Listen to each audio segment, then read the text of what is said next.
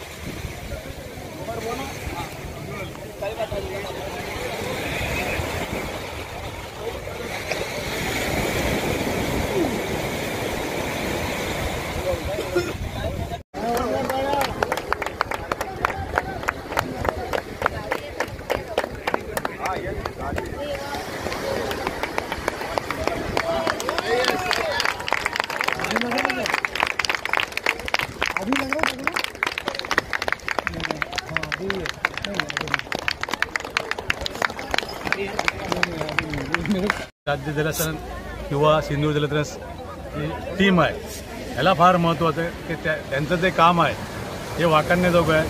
Even जे स्वतः सचिव आहेत राजेंद्र पालकर यांचं कुटुंब हे सुद्धा आपल्या घरातलं कार्य असल्यासारखं काम करत आहेत.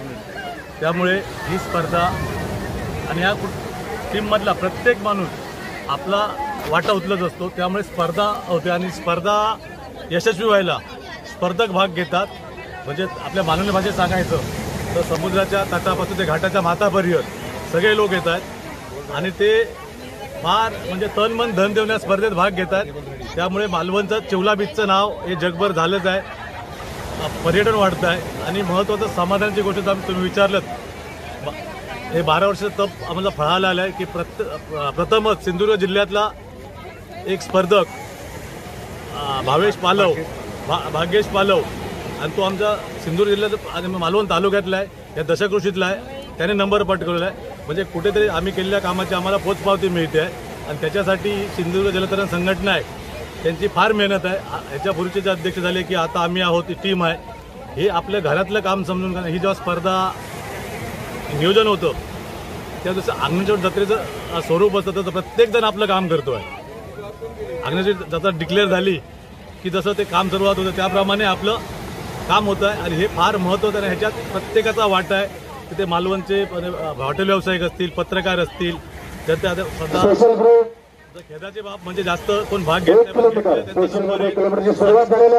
आणि तोच आम्हाला यशस्वी म्हणजे आमच्या जिल्ह्यातला मुलाचा नंबर आला, स्पर्धकाचा नंबर आला आहे आणि 10 किलोमीटर जो स्पर्धा आम्ही घेतली आहे ती मला वाटतं आपल्या महाराष्ट्रातली किंवा देशातली एकमेव आहे. आणि जसं ह्याला यश मिळेल तसं उत्तरोत्तर प्रगती होत जाईल. पण मला वाटतं जसं आता आपण सगळ्यांचा सहभाग आहे त्याच्या कित्येक पटीने मालवणातल्या स्थानिक लोकांचा सहभाग झाला पाहिजे. कारण ह्या स्पर्धेमुळे आम्हाला आर्थिक असं उत्पन्न त्यांना जास्त फायदा त्यांना होतोय, उत्पन्न त्यांना मिळतं आहे. त्याने ते सकारात्मक दृष्टीने घेऊन जास्त सहभाग घ्यायचा आहे. आणि मी माझ्या टीमला एवढीच विनंती करीन की हे आपण जे स्पर्धा घेतो आहे हे फक्त आपण वर्षाने घेतो आहे, पुऱ्या राज्यातले लोक येत आहेत, पण आपण सिंधुदुर्ग जिल्ह्याचं नाव देतो आहे.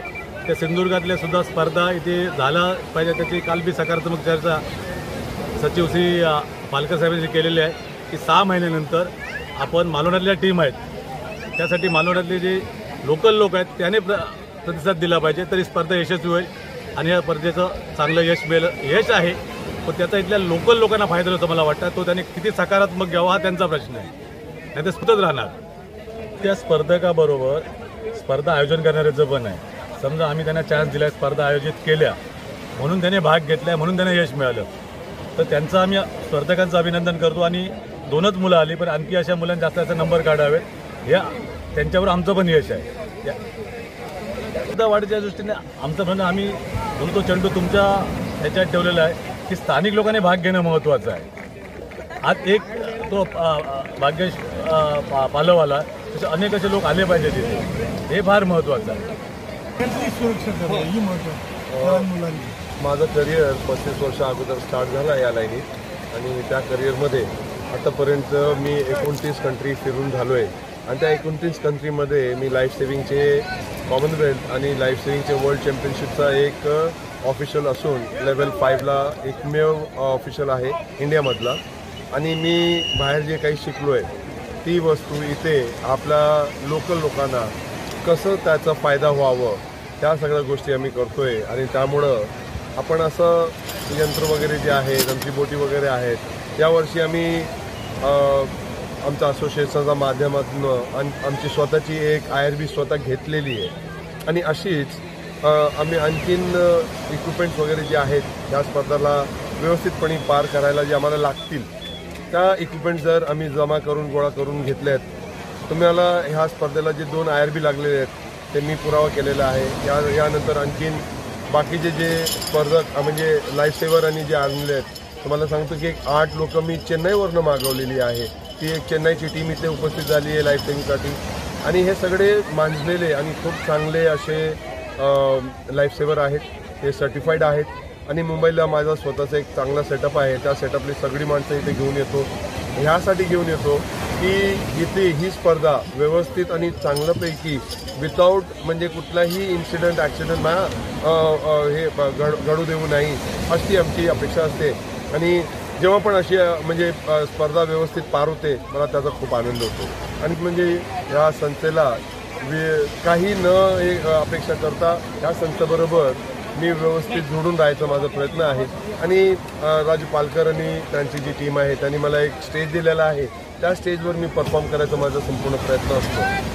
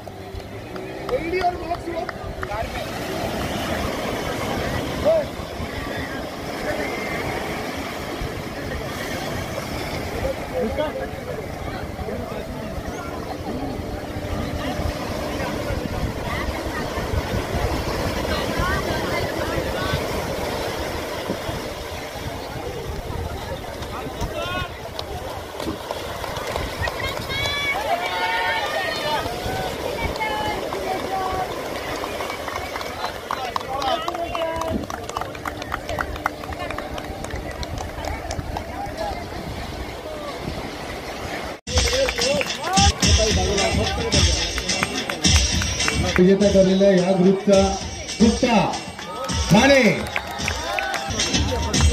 समोर यायचंय श्रीनिधी कुमार बर्गे, ओवी चिंदरकर, प्रिया शहा, अद्विता दळवी, भक्ती थेपेकर, सानवी मिठारी, कस्तुरी साबळे, पाकील हलगेकर आणि श्रुती जांभळे.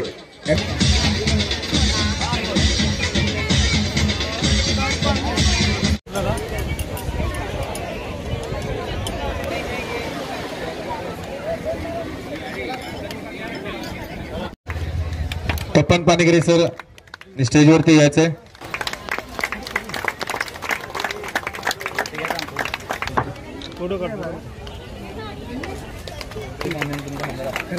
द्वितीय क्रमांकाचे मानकरी ठरलेले आहेत. अद्वैत कट्टे कुठे असतील त्या ग्रुपचा विजेता स्पर्धक साहिल जाधव बेळगाव, साहिल जाधव बेळगाव, जुबेर गाची आणि नील लब्दे यांनी तुरेत.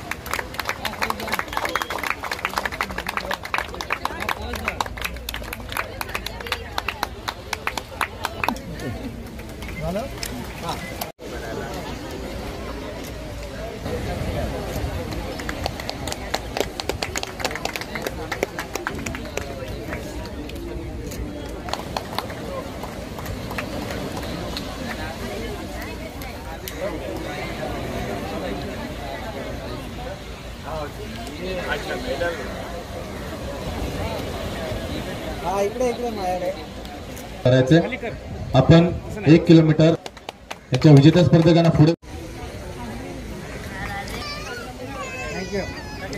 क्रमांकाचे विजेते स्पर्धक आहे महेश्वर गवस. 8व्या क्रमांकाचे मानकरी आहेत ध्रुव धामणे नाशिक, मीना दुगळे नाशिक, नान परब मुंबई, कैवल्य राणे ठाणे. नाशिकची एक्सप्रेस सुरू झालेली आहे. दुसऱ्या क्रमांकाची मानकरी आहे घनश्याम बच्चाव. घनश्याम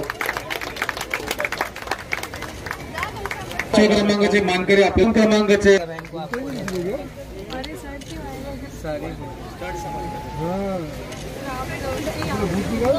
सर्व विजेते स्पर्धक.